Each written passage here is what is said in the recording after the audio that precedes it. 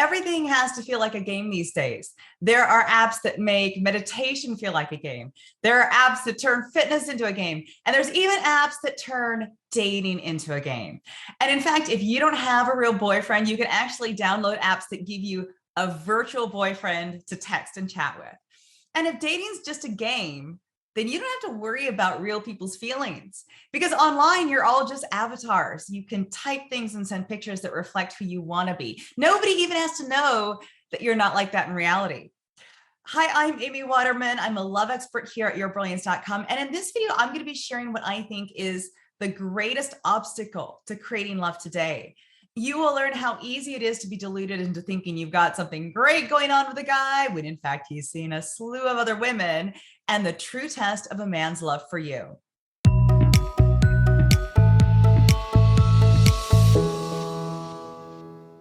At a Christmas party several years ago, I met a woman in her late 50s who was unhappy with her life. She didn't like her body. She was finding it hard to do simple things like walk upstairs. She had sold her business and she had too much time on her hands as she was trying to figure out what she was going to do next. But there was one bright spot in her life, and that was her boyfriend, or rather her boyfriend. This was a young man in his 20s. He lived halfway across the world. They had never met. He had never seen a picture of her. He didn't know her real age. He just knew that this American woman was pouring out her heart to him, and he thought it was love. And she thought it was love. So did it matter that she was not who he thought she was? Would it have mattered to her if she would have discovered that he was also not who he portrayed himself to be? The internet has done so many great things. It's helped us feel less alone, but it's also helped normalize inauthenticity. If you think that no one will ever love you the way you are because of something about you that you believe is off-putting, is it justified to hide that aspect of yourself online? Because after all, you're just giving men a chance to know your insides first, your heart and your soul and your personality, without the baggage of your outsides. You're helping them not judge a book by its cover. If the internet had been around when I was a teen, I would have thought I'd found nirvana. Finally, a place where I could be my mind without being held back by my body. But I also would have missed out on one of the great lessons of maturity, which is that there was nothing wrong with my body or me. It simply wasn't true that no guy could love me as I was. I needed to learn to love and believe in myself first. And only then would my self-love naturally and effortlessly invite love in. The internet is a great place to get more male attention, but it's not a place where you can get love. Anyone can create a compelling online dating profile. There are coaches and companies that will help you do it for a price. But getting more matches and more messages does not mean you are winning at the game of love. It just means you're getting more attention. One of the saddest things about the online age is the way we have trained ourselves to believe that positive attention online means that people like and approve of us. It doesn't matter how many people agree with your comment. It doesn't matter how many people like your photo. They are interacting with your avatar, and your avatar is not you. Not all the likes in the world can compare to a real human being sitting across from you, looking into your eyes and smiling with the pleasure of your company. And that's what I think is so sad about the story of the woman I met that Christmas. She was surrounded by people at that party who knew her, but she didn't make much effort to connect. She was quiet and standoffish and prickly, and she disappeared partway through the evening to be by herself. We couldn't give her the attention and the approval she got from her online boyfriend, but was our company really such a poor substitute? More and more people prefer their online connections to offline. It just is easier to catch up with friends over Facebook than it is to catch up in person for a coffee. It's so much easier to text than to pick up the phone and call. Life is just easier online. It's less demanding. Folks who would never compliment you in real life are always liking your posts. But to me, this is the greatest danger pose to love. We mistake approval and attention and engagement for genuine human connection.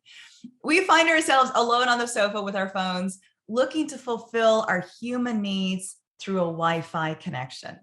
We are addicted to the dopamine hit of notifications. We are addicted to the way we can be our ideal selves online. And offline, who knows what could happen? You could blurt out the wrong thing. You could break out with a huge zit hours before your date. You could find yourself sitting across from a guy who clearly doesn't like you at all.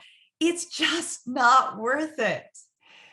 Beloved Black activist, author, and scholar Bell Hooks believed that we have turned away from love because love requires more than we are willing to give. For her, practicing a love ethic means that we would have to demonstrate respect, honesty, care, interdependence, and responsibility in all of our affairs. And that's a big ask. Hooks saw love as the will to extend oneself for the purposing of nurturing one's own or another's spiritual growth. Now, that's a definition she took from M. Scott Peck, and it means that love is not some good feeling. It's a commitment to doing hard work. And yet most people love because they want the good feeling, not because they care all that much about the other person's spiritual growth. They're not willing to extend themselves unless there's something in it for them. They're much more willing to extend themselves for approval and attention. And you can see this everywhere in the dating scene. You can see women jumping through all sorts of hoops just to get male attention. And they are even told to do this. They are told to dress sexy and send dirty texts and bolster his ego and play helpless so he can feel strong. They are told to shut down their strength and their power and their confidence for fear of threatening his masculinity. And their reward? That thrill of, oh, he likes me. Yeah, that's all they get. They get his approval.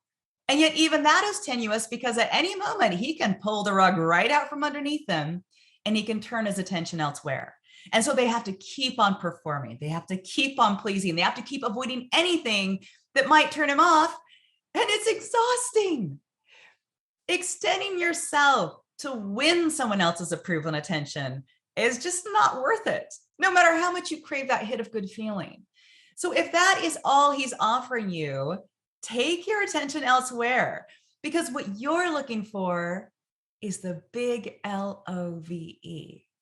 You are looking for somebody who's capable of extending himself for the purpose of nurturing another person's growth. And that requires more from him than good texting game. That requires more from him than making you feel fine. It requires heart and sweat and commitment. It requires that he do the work rather than outsourcing it to his avatar. Hooks wrote that in patriarchal culture, men are especially inclined to see love as something they should receive without effort. And more often than not, they do not want to do the work that love demands. And let me tell you, right? It takes work to put down the phone and to spend daylight hours with somebody getting to know them. And it takes work to emotionally support someone when you'd rather be watching the game. And it takes work to value somebody's mission and dreams as much as your own. He is not doing the work of love if he spends more time with you online than offline. And he is not doing the work of love if his loving words come typed through his phone rather than out of his mouth. And he is not doing the work of love if he only shows up after dark. As much as you want to believe that the affection and the attention you're getting through your phone reflects the way he feels about you in reality, don't delude yourself. The truth is what happens between you in person when you come out from behind your avatars and you see each other face to face. He can't hide then, and you can't hide either. What you say and what you do when you are together in the flesh says more about your relationship than all the passionate texts you've ever exchanged. So let this be your test for love. Pay attention to whether a man is willing to extend himself to help you grow and reach your fullest potential as a person, even if he receives no benefit by that. Because that shows you he's not playing games. He's in this for real. Take really, really good care of yourself, and I will see you next time.